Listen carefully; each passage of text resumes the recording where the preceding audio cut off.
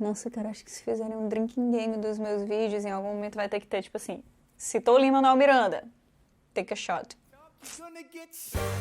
E aí, pessoal, hoje estamos de volta para falar do terceiro episódio de His Dark Materials dessa temporada e vamos começar porque esse episódio teve muita coisa que não tá no livro. Começamos aqui com as feiticeiras, elas que são o núcleo que provavelmente está sendo mais maltratado, né, dessa série, porque realmente não tá tendo muito desenvolvimento. A impressão que eu tenho é que todos os episódios elas chegam para falar basicamente a mesma coisa, que é, existe uma profecia, nós temos que encontrar a criança, a Lyra é importante e é isso. Mas aqui nesse episódio a gente tá vendo a Serafina andar por esse grande campo de coisas destruídas, onde tudo foi queimado, que caso vocês não lembrem, é onde ocorreu o bombardeio por parte do Magistério no episódio passado. E aí, né, a gente fica sabendo mais tarde nesse episódio quando Kaisa encontra Iorek Byrnison, ele que veio fazer uma participação mais do que especial nessa temporada. Estava morrendo de saudade, sou apaixonada pelo Iorek, que bom que a gente viu ele, mas que pena que é, mais uma vez, o que a gente já sabe. Iorek, isso está acontecendo, o Magistério está atacando as feiticeiras, existe a criança, existe uma profecia, ela pode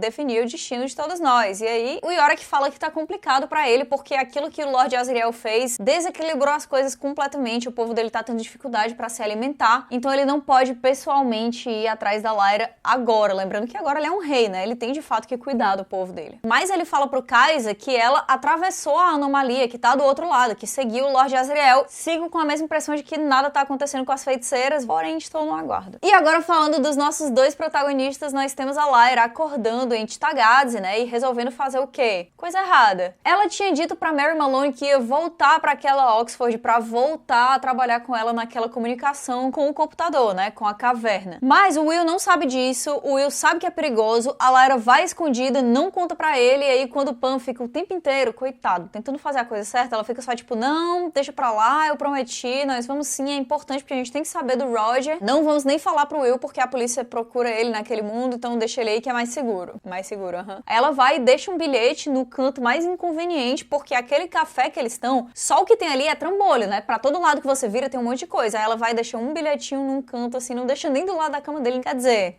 não queria mesmo que ele encontrasse, pelo jeito. E mais uma vez a gente vê Titagadze, só que de cima. E, sinceramente, viu? Todas as vezes que eu vejo Titagadze, eu volto a ficar apaixonada, porque tá belíssimo. O Will tá dormindo, coitado, não sabe de nada do que tá acontecendo. E ele começa a sonhar com imagens das entrevistas do pai dele, de antes dele fazer essa viagem, né? De antes dele se separar da família. Aí ele também enxerga algumas imagens da faca, enxerga a mãe dele falando que esse mundo tá quebrado e que precisa de pessoas extraordinárias pra consertar. E ele acorda assim, né? Naquela coisa, naquele susto. Essa é a primeira vez que a gente vê o Will depois que ele descobriu de fato como é que funciona o aletiômetro, depois que ele teve aquela conversa com a Lyra, então ele tá com essa nova esperança do pai dele estar vivo. Aí ele relê as cartas e fica tipo, Lyra, a gente precisa ler o aletiômetro! Cadê a menina? A menina sumiu.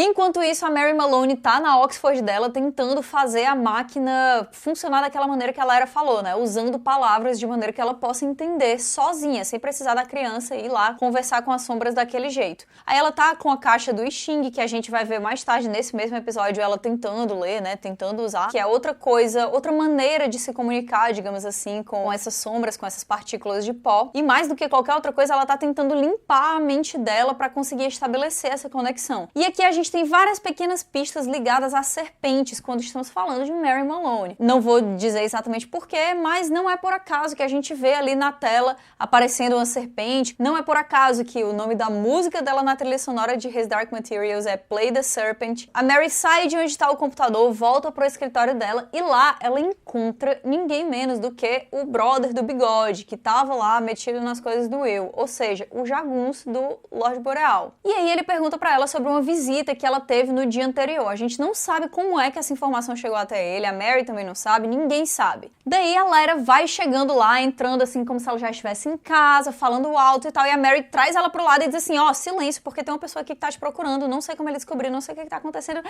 Abre o elevador e o brother do bigode está lá. Lyra olha pra ele e diz o quê? Belo bigode. De fato, é um belo bigode. E aí a gente tem essa cena que é basicamente igual ao que a gente tem no livro, onde ele começa a interrogar ela muito rápido e a gente vê a Lyra mentindo tranquilamente feliz, a cara nem treme, como diz a minha mãe. Ela tá confortável, ela tá feliz e ela tá entrando ali no ponto da soberba, onde ela acha que aquele cara é um idiota, onde ela acha que vai enganar ele de qualquer maneira. E nessas perguntas rápidas, ele acaba perguntando do Will e ela solta que sim, né, tá junto com o Will. E aí ela percebe o vacilo imediatamente, a Mary Maloney tenta distrair o cara, Lyra sai correndo, desesperada pela cidade. Algumas pessoas não entenderam porque aqui, nessa cena que ela tá escapando, ela acaba encontrando o Lorde Boreal ali convenientemente naquela rua. E ela não tinha nenhuma outra opção senão entrar no carro. Eu achei que isso ficou bem melhor do que nos livros, sinceramente. Outra coisa que também faz sentido é que nos livros ela também esquece o aletiômetro, mas aqui dá pra entender um pouco melhor porque ela tá o tempo inteiro nervosa por causa do Pantalaimon que ficou fora do carro. A gente vê ela olhando pros lados, a gente vê ele atrás, né, perseguindo o carro, e a gente sabe que existe um desconforto muito grande de ficar separado do seu Demon assim. Tem todo aquele senso de perigo, porque a gente não sabe se ele vai deixar ela ir. Ela tá tão nervosa, tudo que ela quer é sair, ela tá com tanto medo, tanto de ficar longe do Pan, de acontecer alguma coisa, quanto de ser realmente levada à força, abduzida por esse homem, que ela sai correndo e esquece a bolsa lá dentro. Parece absurdo, porque dentro da bolsa tem um aletiômetro, mas eu, como uma pessoa que já esqueci meu celular nos cantos, achei que foi plausível. Daí o Lorde Boreal pega, vai devolver a bolsa dela, só que antes ele tirou o aletiômetro lá de dentro. E a Lyra acaba percebendo que ela foi roubada. Daí ela entra em pânico, não sabe o que fazer, porque não tem realmente o que fazer naquele momento, e vai sentar ali no banquinho do lado da entrada pra Titagadze. Enquanto isso tudo tá acontecendo, o Will tá em Titagadze procurando a Lyra por todo canto e ele acaba encontrando a Angélica. E aí a Angélica tá olhando por uma janela diretamente pra Torre degli Angeli. E lá o Will vê que existe uma pessoa se movendo. Ele pergunta pra ela o que ela tá olhando, ela nega, diz que não, nada, isso aqui não tem nada a ver não e tal. E eles começam a ter uma conversa sobre estar sozinhos. Os pais dela, de fato, foram atacados por espectros, ela diz que aconteceu na frente dela, mas aí a Angélica acaba soltando pro Will que a torre foi feita por um grupo chamado de A Guilda, que é composto por filósofos, né, estudiosos e tal, mas ela diz que todos eles são covardes porque eles foram embora uma vez que os espectros apareceram. É óbvio que eles foram embora, todos eles eram adultos e os espectros atacam os adultos, né, então assim, eu também não ficaria. Eventualmente, o Will acaba encontrando o bilhete e encontra a Lyra lá sentada no banquinho, revendo todas as decisões da vida dela, porque ela acaba de perder um artefato inacreditável, que é o aletiômetro. E o Will fica, obviamente, com muita raiva, porque aquilo ali era a coisa que ia ajudar eles a encontrarem o pai dele. Mas o Pan acaba lembrando que ela tem um cartão que o Lorde Boreal, que aqui nesse mundo finge que é outra pessoa, chamada Charles Latron, deu pra ela ali no museu, não sei se vocês lembram. E nesse cartão tem o endereço dele, então eles dois querem ir até a casa desse cara, só que eles têm que esperar ficar de noite, porque agora, além de tudo, sabem que não é só o Will que tá sendo procurado pela polícia, que é também a Lyra. Então eles vão se esconder em um cinema, um lugar onde realmente é muito difícil que as pessoas vão atrás de você, né? E eles chegam lá e está sendo exibida nada menos que Paddington. Eu achei isso muito fofo. Gente, se vocês não assistiram Paddington, assistam. É hoje em dia uma das grandes produções britânicas no cinema, um grande símbolo da cultura deles. E é também um ursinho que tá em um mundo que ele não domina nada, que ele não entende o que tá acontecendo, é um mundo diferente daquele que ele vem. Achei muito fofo e achei especialmente adorável a parte que o Pan tá olhando o Paddington atravessar aquela película, né, de um lado pro outro, meio que espelhando o que a gente vê aqui nessa série quando eles atravessam de um mundo pro outro. Assistam Paddington. E assistam também Paddington 2, por favor. Bom, aí eles estão juntos lá, a Lyra tá comendo a pipoca do Will loucamente, ela diz que aquilo ali tem um gosto terrível, mas que ela simplesmente não consegue parar de comer. Faz sentido, menos a parte do gosto horrível, porque a pipoca é muito gostoso. E aí, o Will começa a falar pra ela que ela não leva nada a sério, que ela tá super de boa, e ela fica com raiva dele, porque não é só porque ela não tá chorando pelos cantos que ela não tá levando as coisas a sério. E ela fala que perdeu o melhor amigo dela, que foi assassinado pelo próprio pai dela, que ela tá levando aquilo a sério sim, que ela se sente muito culpada pelo que aconteceu. E temos um momento muito fofinho, que é quando o Will disse que foi atrás dela, não porque ela não leva nada a sério e só sabe dar trabalho e vai fazer todas as coisas erradas, mas porque ele tava preocupado com ela.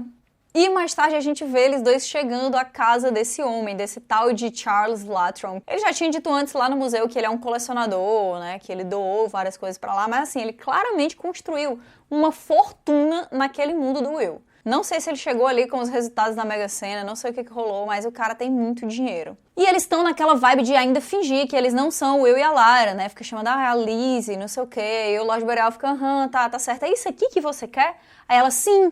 Ele, não, porque agora é meu, achado não é roubado. E aí o Lorde Boreal, diferente do que acontece nos livros, acaba dando pistas ali pra Lyra descobrir quem é ele, né? E ela acaba lembrando que ele estava presente em uma festa em Londres, na casa da senhora Coulter. Fala que ela não é sagaz como a mãe dela, a Lyra se descontrola, pede de volta ao leitiômetro, diz que ele não sabe nem o que é aquilo ali, quebra um copo, um cinzeiro, ou sei lá, cara, qualquer coisa, cara de cristal que estava em cima da mesa. E o Will fica horrorizado, né, porque ele é uma pessoa muito controlada, muito comportada. E aí o Lorde Boreal fala pra eles que pode devolver o que eles querem, contanto que eles consigam uma coisa muito importante que ele quer, que é uma faca que tá na torre da Eliandele. Eu falei agora desse núcleo dos dois principais porque aqui nós tivemos uma coisa maior do que eles dois. A gente teve o núcleo inteiro que envolve Lee Scoresby, que envolve Marisa Coulter, e que envolve também um personagem misterioso segurando um anel que aparece logo no início do episódio. Essa pessoa que tá segurando o anel, eu não vou dizer quem é, porque eu acho que a gente vai ver no próximo episódio, mas eu só vou dar a dica, assim, tentem reconhecer a voz. Essa voz é bem conhecida. E ele tá ali segurando esse anel estranho, misterioso e chamando pelo Lee Scoresby, como se ele estivesse invocando o nome dele. E nesse momento, os ventos ficam mais fortes e acabam carregando o balão do Lee Scoresby pra um canto que ele não iria. E aí a Esther fala, a gente nem vinha pra INC, como é que a gente veio parar aqui e tal? E ele fala, parece um lugar onde o Grumman poderia estar. Ele que tá em busca desse cara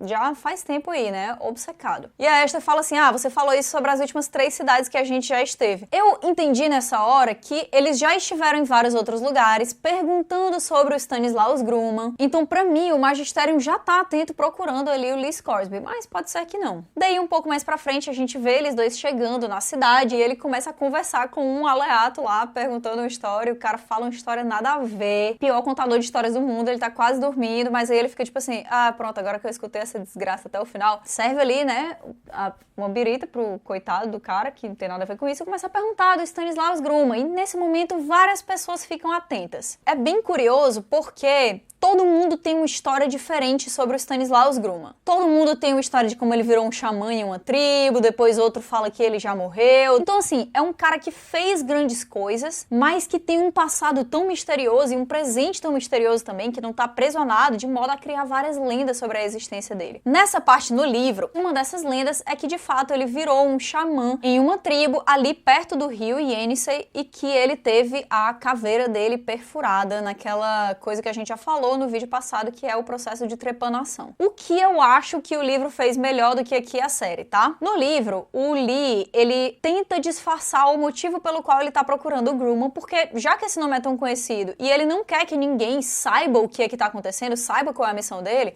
a galera pergunta por que é que ele tá procurando o Grumman, né? Existe esse ar de mistério aí nessa procura, e ele fala que tá procurando o Grumman porque ele deve dinheiro a ele. E isso ele fala claramente assim, na hora que eu falo que o cara tá me devendo dinheiro, ninguém pergunta mais nada, ninguém quer saber, todo mundo entende, ficam só tipo, faz sentido. Mas aqui na série, o Lee Scoresby não tem essa desculpa, também não tem nenhuma outra desculpa, então fica muito fácil associar ele a essa procura pelo Grumman, mas por motivos que podem ser bem mais complicados do que só o pagamento de uma dívida. Daí, dentro desse bar, se vocês prestarem atenção, tem alguns guardas ali do magistério, eles já estão atentos a qualquer coisa que possa acontecer, e a moça que tá trabalhando no bar fala pra ele que o Grumman trabalhava em um observatório ali perto. Ele imediatamente, né, vira ali a bebida e sai em direção a esse observatório. Chegando por lá, ele encontra um cara que tem um Demon Lemuri e que tá sozinho. Aí ele, né, tenta ser simpático e tal, tem aquela conversinha boba, e aí ele pergunta pro cara,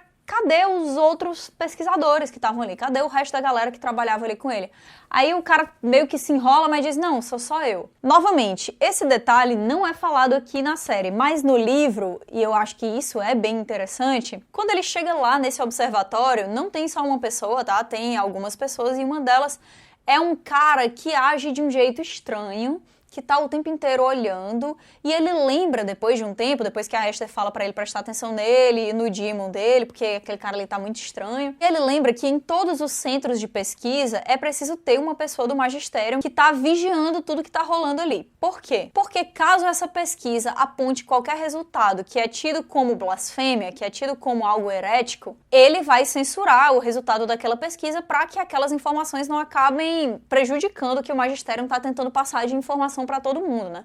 O magistério tá constantemente tentando controlar esse conhecimento para que não saia de dentro do que eles consideram conveniente. Aparentemente, pelo menos é o que eu entendi, esse cara é como se fosse essa figura aí do magistério que estava dentro da pesquisa e ele provavelmente entregou toda a galera que estava naquele grupo de pesquisa pro magistério. Porque quando Lee pergunta do Grumman, ele imediatamente muda a expressão facial. E ele tá ali falando uma passagem que diz basicamente que é pelo interesse das pessoas em algo que é herético, em algo que é errado, né, que o magistério condena, que você vai notar quem são aqueles que estão sendo tentados pela serpente. Aí o Lee escuta aquilo ali e ele fica tipo, amém?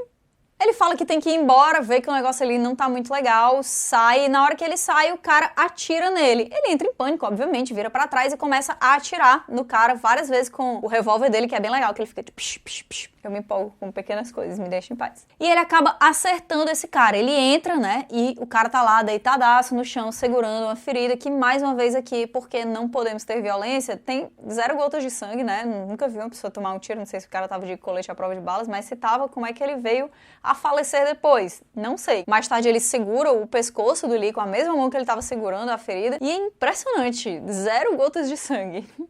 Realmente fascinante. Eu senti falta de uma coisa aqui, porque no livro, quando o Lee acaba acidentalmente matando a pessoa que vai perseguir ele, que realmente não é do mesmo jeito, inclusive no livro o cara persegue o Lee, né, atira nele, ele acaba matando o cara sem querer, e aí ele vai lá e a Esther convence o Lee a pegar um anel que tá no dedo desse cara, porque é um anel que tem o símbolo do magistério. E mais tarde ele vai usar aquele anel que foi roubado pra conseguir completar a jornada dele, uma coisa que não acontece aqui. Porém, esse cara, antes de morrer, o Lee se oferece pra fazer um torniquete nele, né, pra parar o sangramento. E aí ele diz que não quer ajuda porque ele quer ganhar a palma do martírio, que é esse símbolo usado para representar pessoas que morreram como mártires, né? Só que aí o cara realmente acaba falecendo, e aí o Lee fica descontrolado porque ele não queria matar aquele cara, aquilo foi um acidente, ele entra em pânico, fica se perguntando qual é o lugar desse mundo que o magistério não tá infiltrado, e aí ele sai, e na hora que ele sai, vários guardas do magistério estão lá esperando por ele, e ele acaba sendo preso.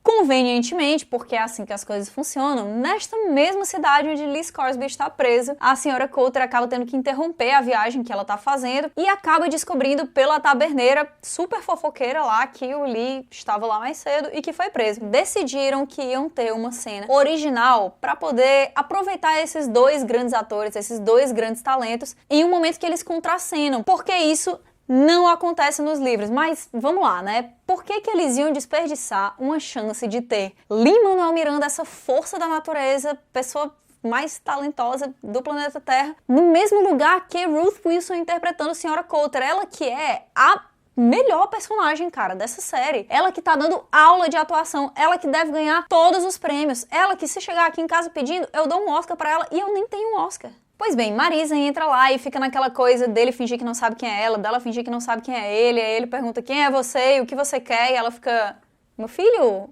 você não tem educação não? E tá legal que ele diz assim, você trouxe comida? Aí ela, não, aí ele, então quem é você e o que é que você quer? Ah, esse aqui não é o Lee Scoresby, mas é o Lynn Scoresby e que eu amo igualmente. Sim, porque o Lee é um personagem um pouco diferente dos livros, mas foram mudanças que funcionaram, que ficou bem legal, ele tá carismático demais e...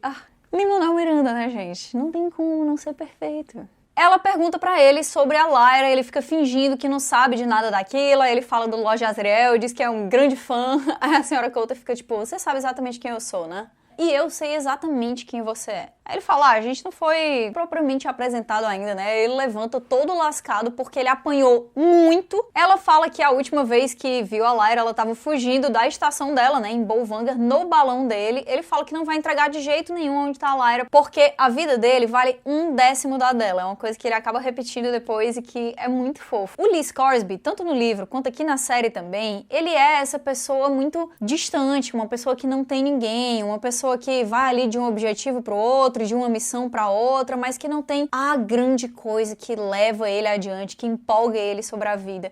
E a Lyra acaba se tornando essa coisa, porque ela acaba se tornando como uma filha para ele. E aí a senhora Coulter fala, você teve uma filha? Aí ele diz, não.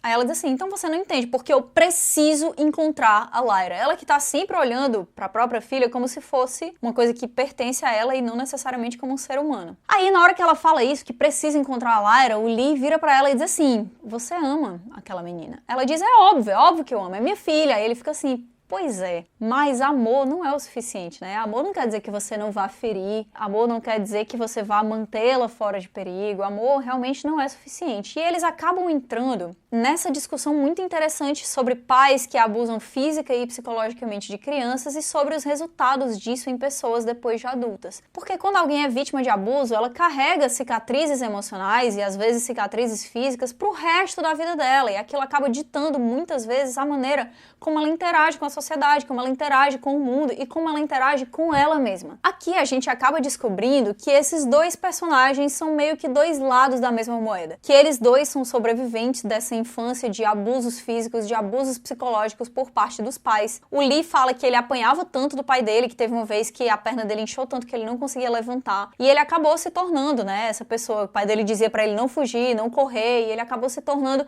esse aeronauta, essa pessoa que nunca tá parado no mesmo lugar, que tá sempre buscando a liberdade, mas que nunca se prende de fato a um local, a uma pessoa, que nunca constituiu família. Ele tem dificuldade de construir relações que são realmente profundas. E ele fala em certo momento que aquele sofrimento era tão grande, aquela relação que ele tinha com o pai dele era tão doentia, que ele chegava a ficar grato por ser agredido. E ele fala que a senhora Coulter entende, ela sabe exatamente do que ele tá falando. Ela fala, você não sabe nada sobre mim, mas a gente nota que foi exatamente isso que aconteceu. E ela, que também passou por essas coisas, a gente acaba descobrindo, né, ao longo da série, até chegar aqui, que se tornou uma pessoa violenta, que gosta de torturar, que gosta de fazer os outros sofrerem, que bate no próprio Demon, que é uma coisa que pode ser interpretada como autoflagelação. Ela é muito intimamente ligada a essa coisa do sofrimento físico, mas também da dominação psicológica de todo mundo ao redor dela. E eu acho que aqui uma das coisas mais importantes é a relação da Marisa com o Demon dela. A gente compara a reação da Esther com o Lee Scoresby na hora que ele tá contando as coisas, e ela vai lá e dá uma cabeçadinha nele, né, e fala assim, fazia muito tempo que você não falava nele, você foi muito bem.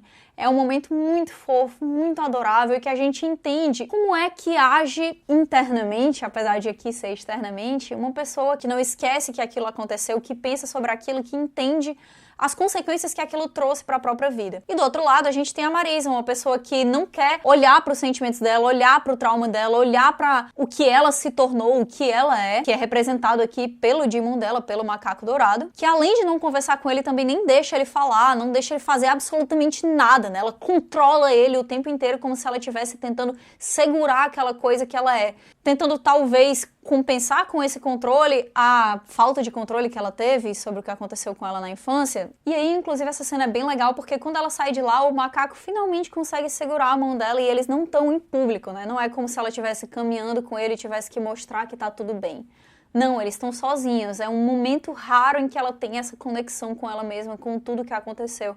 Um momento raro em que ela não tenta apagar quem ela é para pensar em quem ela deve ser, em quem ela quer ser, em quem ela precisa ser. Daí, de volta no hotel da fofoqueira, ela recebe um bilhete de Lorde Boreal dizendo que sabe onde está a filha dela.